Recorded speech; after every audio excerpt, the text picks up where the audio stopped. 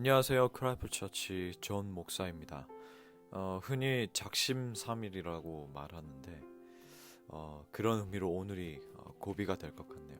그렇지만 저도 여러분도 잘 이겨내는 하루 되시기를 바라고 또 축복합니다. 오늘 함께 나눌 말씀은 요한복음 8장 31절에서 32절까지 말씀입니다. 그러므로 예수께서 자기를 믿은 유대인들에게 이르시되 너희가 내 말에 거하면 참으로 내 제자가 되고 진리를 알지니 진리가 너희를 자유롭게 하리라. 아멘.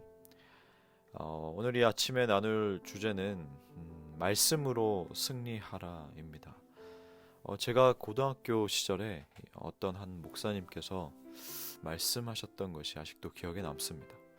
하나님 제발 보여주세요, 알려주세요, 가르쳐주세요 라고 기도하지 말고 그 전에 성경부터 보라는 말씀을 하셨습니다. 물론 우리가 또 말씀을 읽고 또 그 말씀 안에 거하는 것을 강조하기 위해서 그렇게 말씀하신 것이죠. 오늘날 우리가 이 말씀에 기초하지 않아서 극단적으로 신비주의에 빠진 사람들, 이단에 빠진 사람들, 또 뿌리가 없어서 흔들리는 사람들, 다양한 사람들이 참 많이 있습니다. 이러한 관점을 가지고서 짧은 시간이지만 하나님의 말씀으로 승리하는 삶은 어떠한 모습인가 함께 살펴보도록 하겠습니다. 네 가지인데요. 첫째, 유혹; 둘째, 과거의 나; 셋째, 이제부터의 나; 넷째, 완전한 승리입니다. 첫 번째는 거짓들의 유혹입니다. 죄가 대신해서 약속하는 것은 거짓된 즐거움입니다. 죄는 거짓된 이 대체물을 내놓음으로써 자신이 주는 결과물이 훨씬 탁월하다라고 말합니다. 하지만 에베소서 4장 22절에 너희는 유혹의 욕심을 따라 썩어져가는 구습을 따르는 옛사람을 벗어버리라 고 말씀하고 있습니다.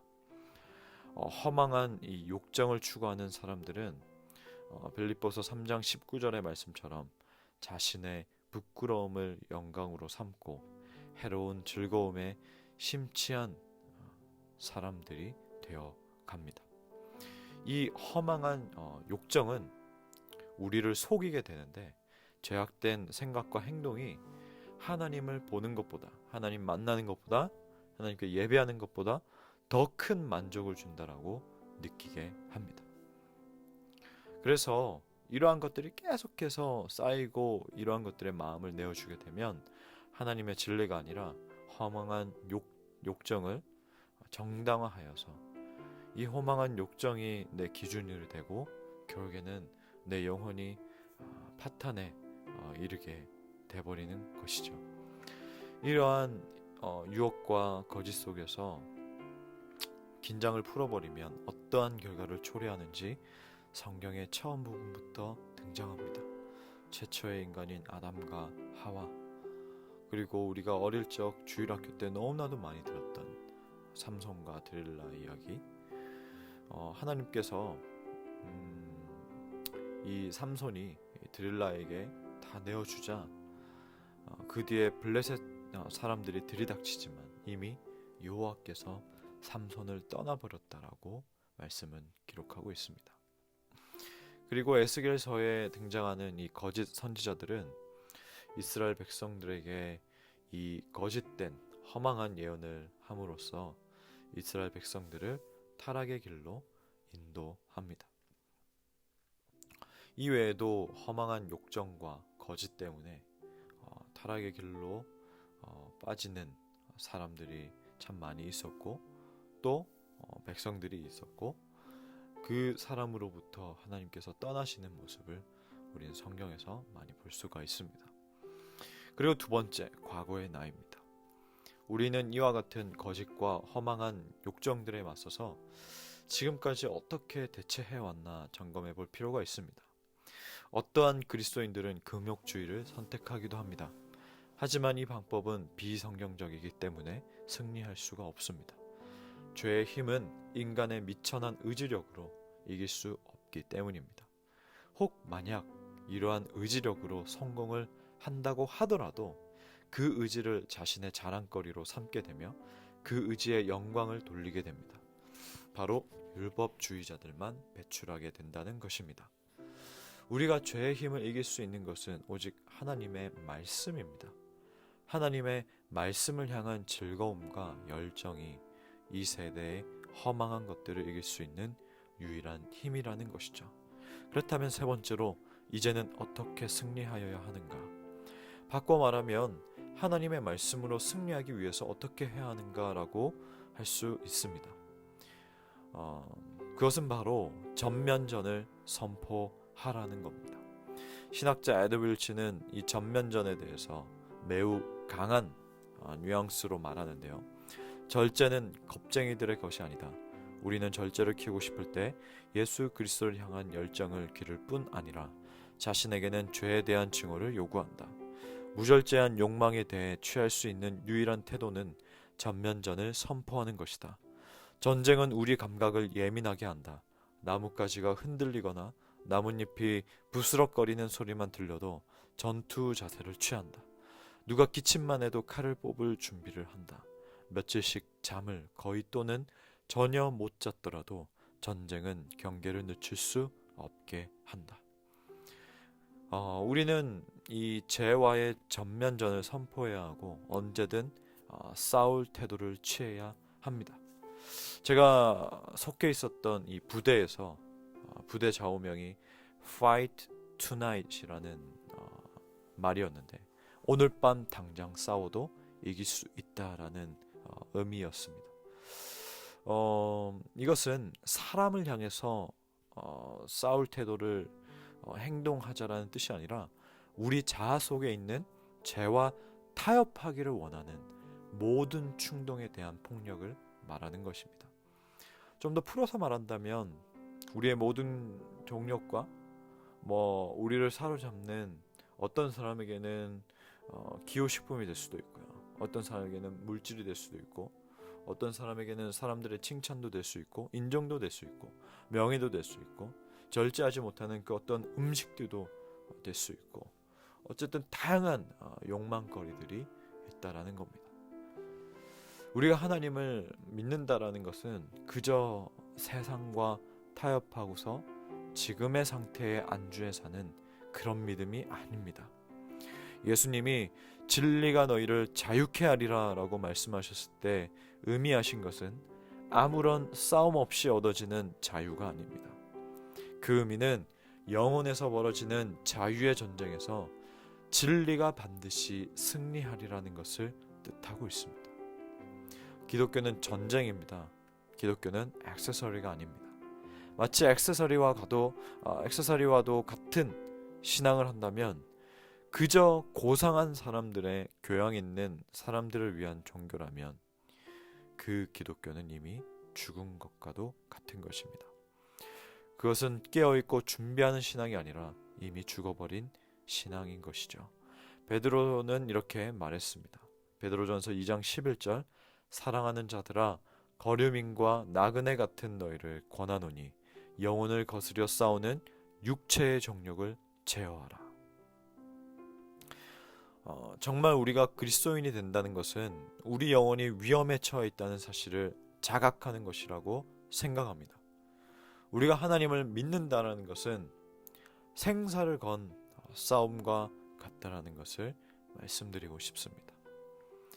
사도 바울은 골로새서와 로마서에서 이렇게 말합니다. 골로새서 3장 5절 땅에 있는 지체를 죽이라 곧 음란과 부정과 사욕과 악한 정욕과 탐심이니 탐심은 곧 우상 숭배니라.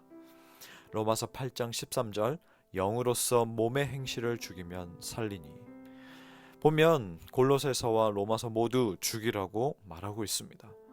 전면전을 선포한 뒤에는 이것은 생사를 건 싸움이 시작되고 우리의 생명이 이 싸움에 달려있다는 것을 말하고 있는 것이죠. 우리의 한순간의 이 방심이 우리가 죄를 죽이는 것이 아니라 죄가 우리를 죽인다는 겁니다. 마지막으로 네 번째, 완전한 승리.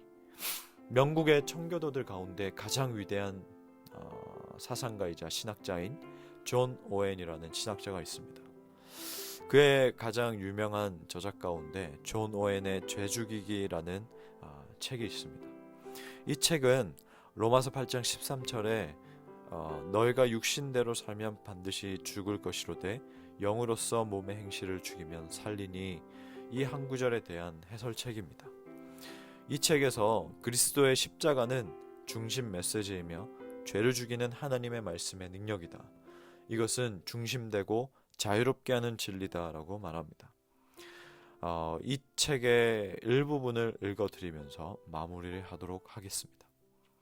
특별히 당신의 애정의 대상은 그리스도의 십자가가 되게 하라.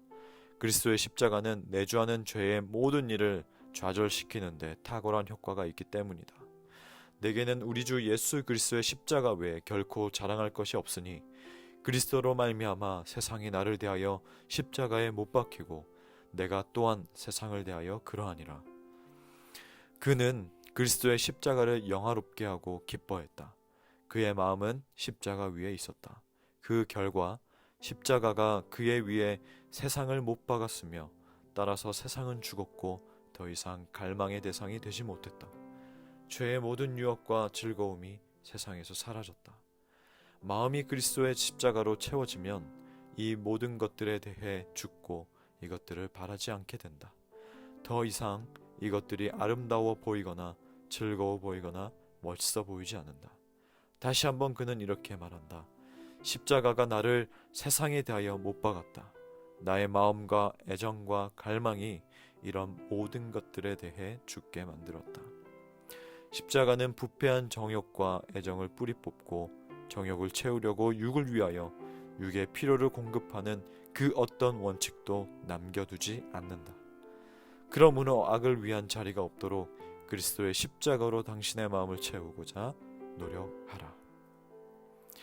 하나님 아버지, 오늘 함께 요한복음 8장 31절에서 32절 말씀을 나눴습니다. 하나님은 오늘 하루 살아가면서 우리가 주어진 일, 업무들, 맡겨진 것들을 잘 처리하고 또 사람과의 관계에서 성공하는 것, 그 외에 기타 중요한 것들 참 많이 있지만 오늘 하루 주어진 하루도 하나님의 말씀으로 가장 먼저 승리하게 하여 주옵소서. 하나님, 우리의 머릿속과 특히 우리의 이 마음속에 하루에도 수천 번 수만 번씩 우상들이 싸우고 있습니다. 우리의 마음을 지배하고자 하는 것들이 참 많이 있습니다.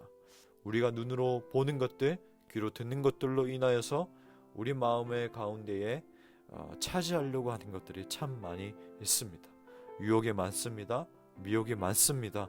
우리를 거짓의 길로 인도하려고 하는 어둠의 세력들의 유혹이 참 많이 있습니다. 그러나 하나님 아버지, 완전한 승리가 오늘 하루 있게 하여 주옵소서. 다름이 아니라 우리가 이 진리가 우리를 자유케 하는데, 우리가 하나님과 이 거짓된 것들의 사이에서 싸울 때에 진리가 결국에는 우리를 자유케 하고 승리한다는 것을 확신하고 또 믿고 우리가 이 말씀을 붙드는 데 있어서 포기하지 않게 하여 주옵소서. 오늘 하루 흩어져 있는 모든 성도들의 삶 가운데 주님 함께 해주시고 일터와 가정과 그리고 기타 사회에서 또 하나님의 말씀으로 또 승리하는 오늘의 시간이 되게 하여 주옵소서. 예수님의 이름으로 기도하옵나이다. 아멘.